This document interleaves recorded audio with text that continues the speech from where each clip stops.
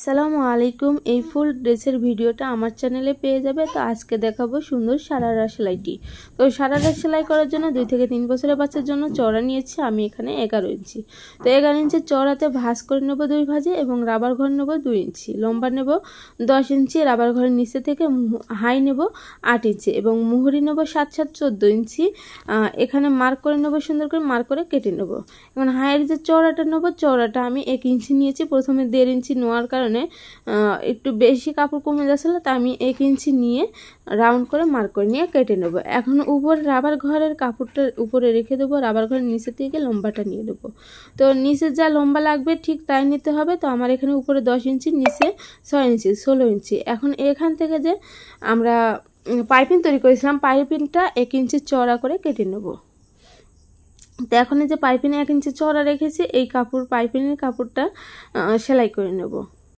কাপড়টাকে উল্টিয়ে নেব, উল্টিয়ে নিয়ে ভাঁজ দেব। তো যতটুকু চিকন পাইপিংটা করতে চাও ততটুকু রেখে ভাঁজটা দিবে। তো এটা কিন্তু উল্টা সাইডে আমি সেলাই দিচ্ছি এবং অপোজিট সাইডে এইভাবে করে চিকন একটি পাইপিং তৈরি করে নেব। তাই পাইপিংয়ের উপরে একটি চাপ সেলাই বসিয়ে নেব। এখন যে অংশটা উপরের দিকে হবে ওই অংশের উপরে আমি সেলাই বসিয়ে নেব। সেলাইটা যে সুতা আছে এই সুতাটাকে লগে পেঁচিয়ে তারপরে কিন্তু এইভাবে করে আস্তে আস্তে করে সুতাটা টানতে হবে। জোরে টানলে কিন্তু শিলে যাবে।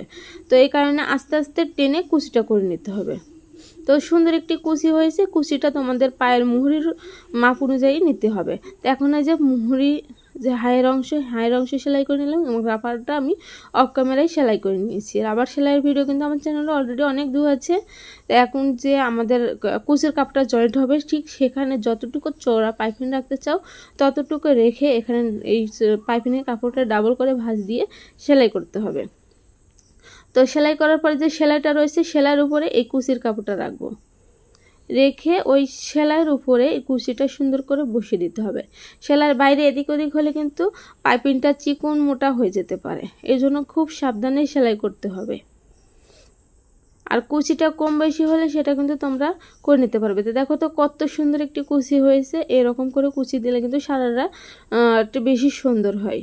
তো এখন নিচের পুরাটা হাইয়ের অংশে সেলাই করে নিলে কিন্তু আমাদের সারারাটি কমপ্লিট।